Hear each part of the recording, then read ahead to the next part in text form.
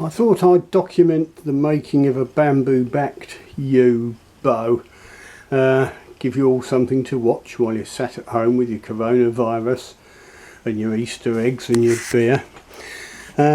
This bit of yew was cut a fair few years ago, and the sapwood was pretty rotten and had some nasty discoloration in it, so it was sawn up as, you know, a slat about 40mm wide and as thick as I could get it. So what I'm doing now is I'm planing it down with a good old-fashioned ordinary jack plane, just trying to get it to a fairly even taper with both limbs similar. You can see I've done that limb, that's fairly reasonable taper. This one's, you can see it's sort of fat here, not really tapered yet. It's just clamped down onto a bit of straight timber to give me something to work on. When that's done, I shall glue it up onto this former as a bamboo-backed yew longbow. The former's about 6 foot too long, just got this little bit of recurve stuck in. In fact, you can see how much it is. That represents the straight section, and you can see it comes up here about 1.5 inches, something like that. And some of that will probably spring out slightly when it's unglued, and a little will come out during tillering. The other thing is, because the bow will be thicker in the middle because the cores are tapered, so for the sake of argument it's 1 inch thick here and only 1/2 inch thick at the tip, that's effectively lost you 1/2 inch of the reflex. So it gives the appearance of a slight deflex and then reflex, which is quite pretty. I'll just turn this over and show you some of this is the uglier side of the wood. You can see the sort of discoloration in the sapwood and how it's sort of showing there, so most of that will disappear in the tip. There's some here as well.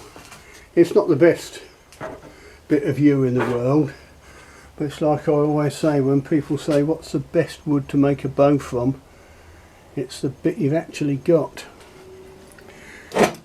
I'm just planing this up by eye, trying to get the best, well, the most reasonable thickness taper I can get, consistent with where the wood is thinnest. If it's reasonably tapered when it goes up onto the former, it's easier to clamp into the curve. I'll cut it nearer to the correct width, which makes it less wood to sand as well. The only advantage with going to more laminations than a simple back and belly is you can glue in tighter curves really, and you can save money on, you know, if you've got thin offcuts that wouldn't be good for anything else, you can put several together and make a bow that you wouldn't otherwise be able to do. It's sitting up at this end, it's slightly twisted, but as I work it, I just gradually try and improve the shape and taper of it till it's where it wants to be. You can see some saw marks here, but they'll be on the belly side, so it's not too bad.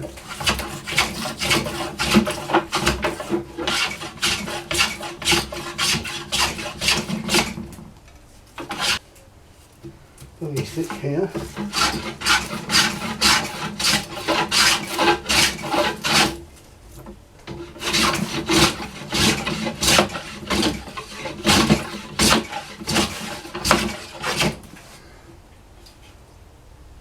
Yeah, not going for huge accuracy, just trying to get it vaguely similar to the other limb. There's the centre line, it's thin there, comes up fat here. I'll take that lump off.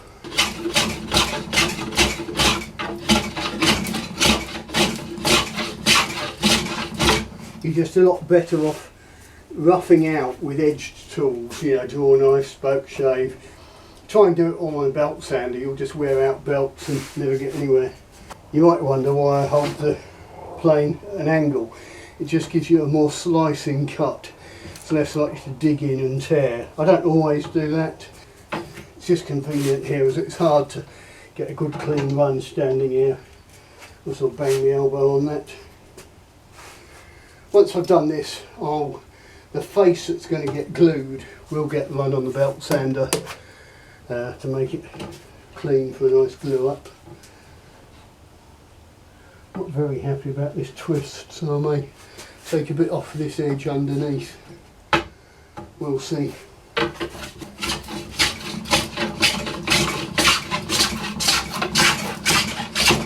Take a bit off each side, slowly work it until it's as flat and nice looking as I can get it. That'll do for now. You don't want to see the whole process, or do you?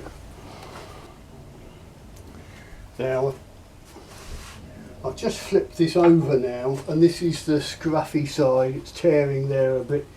It's got the discoloration. So this will be the side that gets glued up with the bamboo on top of it. So any nastiness is nearer the neutral plane, which is the bit in the centre of the bow that is neither in compression nor tension. Yeah, we're sitting flattish there. A bit thicker on this edge.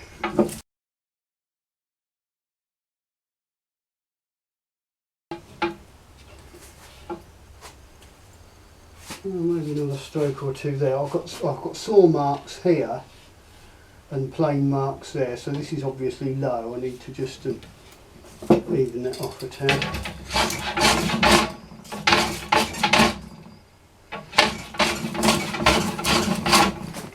Right, you can see my yew heartwood belly's been cleaned up quite a lot. There's much less of the nasty sort of discoloration and sapwood left. Fairly even taper both limbs, and I can demonstrate that by letting you see it flex. If I just go like that, you'll see it's flexing quite nicely anyway, so you know we're in the right shape for a bow. Prepare the bamboo and get ready to glue it up.